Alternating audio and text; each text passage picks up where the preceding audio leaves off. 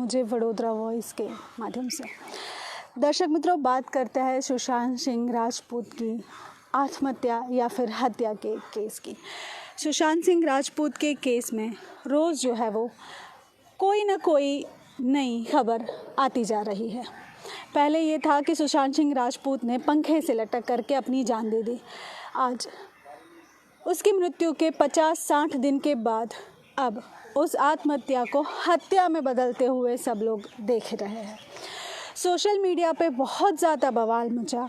शायद ये इतिहास का पहला ऐसा कोई हीरो होगा जिसकी मौत के बाद सोशल मीडिया पे चाहकों ने जमावड़ा लगा दिया उसको इंसाफ दिलाने के लिए। रिया चक्रवर्ती, उनकी कथित गर्लफ्रेंड, उन्होंने कहा कि सुशांत को डिप्रेशन की बीमारी थी, लेकिन बाद में कहीं ना कहीं रिया चक्रवर्ती जो है अपने जाल में खुद ही फंसती नज़र आई। ईडी की तरफ से रिया चक्रवर्ती को जो है अब वो समन्स मिल चुका है और उसके बाद पूरे 9 घंटे की उनकी जो है वो इंक्वायरी ख़त्म हो चुकी है। लेकिन उस इंक्वायरी में रिया चक्रवर्ती ने बिल्कुल भी ईडी को सपोर्ट नहीं किया है। ये अभिनेत्री जिसकी सालाना इनकम मात्र 13 या 14 लाख है, उसके बाद वो अभिनेत्री करोड़ों के फ्लैट की मालिक कैसे हो सकती है। साथ ही में शौविक चक्रवर्ती, जिनकी कोई सालाना इनकम ही नहीं है, वो व्यक्ति 2 कंपनी का डायरेक्टर कैसे हो सकता है। सुशांत सिंह राजपूत के अकाउंट में 50 करोड़ रुपए थे, हालांकि अब वो सिर्फ 1 करोड़ रुपए जितना बच चुका है। रोज़ नई कहानियाँ आती है। सुशांत सिंह राजपूत के पिता जो है उन्होंने सिद्धार्थ पिठानी, शौविक चक्रवर्ती, इंद्रजीत चक्रवर्ती, रिया चक्रवर्ती की माता और सैमुअल मिरांडा और उसी के साथ उनकी एक्स मैनेजर श्रुति के ऊपर जो है वो गंभीर आरोप लगाए हैं। अब जो है वो केस पूरा सीबीआई की जांच के अंदर है। सीबीआई अब जो है वो इंक्वायरी करना थोड़े ही दिन में शुरू करेगी और सीबीआई इंक्वायरी जो करेगी उस टीम को लीड करने के लिए गुजरात के वडोदरा के 2 ऑफिसर्स का नाम आया है और वो अब जो है वो सुशांत सिंह राजपूत के केस को लीड करेंगे। हालांकि यहाँ पे बहुत बड़े बड़े पॉलिटिशियंस के नाम भी उछलते हुए नज़र आ रहे हैं। कहीं ना कहीं इशारा जा रहा है उद्धव ठाकरे और आदित्य ठाकरे के ऊपर। साथ ही में सूरज पंचोली का नाम भी उछाला जा रहा है। सुशांत सिंह राजपूत की कहने वाली एक्स मैनेजर जो है दिशा, उसका केस भी अब रीओपन हो रहा है और साथ ही में मुंबई पुलिस के ऊपर सीधा निशाना जा रहा है कि कैसे मुंबई पुलिस ने जो है वो सुशांत सिंह राजपूत हत्या मामले में जितने भी आरोपी हैं उन लोगों को ढील दी थी। तो ये पूरा मामला जो है कहीं ना कहीं अंदर ही अंदर बहुत ज़्यादा घूमता हुआ नज़र आ रहा है। लेकिन अब जब जांच सीबीआई के अंडर में है तब देखना ये है कि अब इस केस के ऊपर कैसे रोशनी पड़ती है और कैसे इंसाफ मिलता है। हमें साफ साफ नज़र आ रहा है कि ये एक आत्महत्या नहीं, ये एक हत्या है।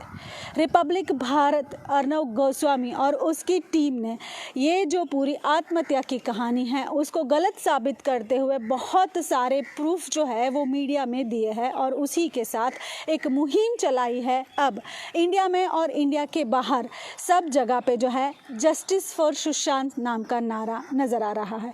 साथ ही में निष्करण भंडारी जो है वो पूरा सपोर्ट करते हुए नज़र आ रहे हैं। अगर आप भी समझ रहे हैं कि ये एक आत्महत्या नहीं एक हत्या है तो हमें कमेंट करके ज़रूर बताएं। साथ ही में अब टीवी जगत में जो है ना बनने वाली घटनाएं बनती जा रही है। थोड़े ही दिन पहले जब सुशांत सिंह राजपूत की आत्महत्या का मामला सामने आया था तभी समीर शर्मा, टीवी एक्टर जो है समीर शर्मा, बहुत सालों से वो टीवी इंडस्ट्री में काम कर रहे हैं और अच्छा खासा नाम कमाया है। समीर शर्मा ने डिप्रेशन, बाइपोलर डिसऑर्डर, अपसेट, ये सारी चीज़ों के ऊपर बहुत ही लंबा चौड़ा जो है वो पोस्ट किया था और उन्होंने कहा था कि डिप्रेशन जो है वो एक ऐसी बीमारी है कि आपके बाजू में बैठा हुआ इंसान भी उस चीज़ को आइडेंटिफाई नहीं कर सकता है। डिप्रेशन बहुत बुरी चीज़ है और इससे जितना हो सके उतना दूर रहिए। समीर शर्मा जो है उन्होंने लॉकडाउन में लाइव आकर के लोगों से जुड़कर अपने दिल के हाल को बताया था। और उसी के बाद जो है पिछले रविवार को कहा जा रहा है कि उनकी लाश जो है वो पंखे से लटकी हुई मुंबई पुलिस को उनके फ्लैट से मिली है। कहा जा रहा है कि ये जो मौत है वो 2 दिन पहले ही हो गई थी और किसी को इस चीज़ का अंदाज़ा नहीं था। जब उनके फ्लैट से दुर्गंध आई तब आस पड़ोस में पता चला कि यहाँ कुछ घटना घटी है। उसी के बाद जो है उनके फ्लैट को तोड़ा गया और उसमें से उनकी लाश को निकाला गया। एक और किस्सा 2020 का सामने आया जो बहुत ही शर्मनाक था। साथ ही में भोजपुरी एक्ट्रेस अनुपमा पाठक, उन्होंने महज सिर्फ 10,000 रुपये के लिए अपनी जान ले ली। कहा जा रहा है कि वो बहुत ज़्यादा आर्थिक परिस्थितियों से जूझ रही थी और साथ ही में उनके साथी एक मित्र पत्रकार ने उनका जो है दोपहिया वाहन जो है वो चलाने के लिए लिया था और उसे पचा लिया था, जो उनको वापस नहीं दे रहे थे। और महज 10,000 रुपये का इन्वेस्टमेंट करके अनुपमा पाठक जो है वो बुरी तरह से फंस चुकी थी और उनको जो है वो 10,000 रुपये वापस नहीं मिल रहे थे। उन्होंने एक सुसाइड नोट लिखा था। उस सुसाइड नोट में उन्होंने अपना मोबाइल का पासवर्ड लिखा था और साथ ही में लिखा था कि अगर मैं मर जाऊं तो मेरे मोबाइल से पासवर्ड डाल करके मेरी व्हाट्सएप चैट के ऊपर नज़र ज़रूर की जाए और ज़रूर ये देखा जाए कि मेरी हत्या या आत्महत्या में किसका हाथ है। अनुपमा, उन्होंने फेसबुक पे लाइव आकर के लोगों को कहा था कि ये जो है रंगमंच, ये जो है बॉलीवुड इंडस्ट्री वो किसी की नहीं है और इसकी चकाचौंध में जो है वो हमें नहीं आना चाहिए और इससे दूर ही रहना चाहिए। बहुत लोग इंडस्ट्री में जाने की कोशिश करते हैं लेकिन साथ ही में जो है वो इस चकाचौंध में इतने बुरे तरीके से आ जाते हैं कि उस जीवन शैली को जीने के लिए अपने साथ कुछ भी सही गलत सह जाते हैं। हमें हमेशा अपने आप पे कंट्रोल रखना चाहिए। 2020 जो है वो बहुत बुरी घटनाओं के साथ आया है। यूएई में आग लगना, लेबनान में आग लगना, साथ ही में एयर इंडिया का केरला के पास प्लेन का क्रैश हो जाना। बहुत लोगों की जान गई और बहुत लोग परेशान हुए, लेकिन हौसला ज़रूर रखें। आगे ज़िंदगी बहुत लंबी है। हमेशा बुरा होने के बाद अच्छा समय आता ही है और अच्छा समय आए उसका इंतज़ार करना, सब्र रखना, यही हम इंसानों की फितरत होती है। बॉलीवुड में जो हो रहा है उसके ऊपर नज़र हमने ज़रूर कर ली, लेकिन हमारे आसपास की ज़िंदगी में जो हो रहा है उसके ऊपर नज़र करना बहुत ज़्यादा ज़रूरी है। आपके आसपास अगर कोई व्यक्ति हो जो डिप्रेशन से जूझ रहा हो, जो अकेलेपन से जूझ रहा हो, तो जाके उसकी मदद कीजिए, उसको सहानुभूति दीजिए और कुछ ऐसा काम कीजिए जिससे वो व्यक्ति डिप्रेशन से बाहर आए और आपके साथ खुलकर बात करने की कोशिश करे। मैं और वडोदरा वॉइस की पूरी टीम ऐसे बहुत सारे लोगों को सपोर्ट करने में जुटे हुए हैं जो अपने आप को अकेला समझ रहे हैं।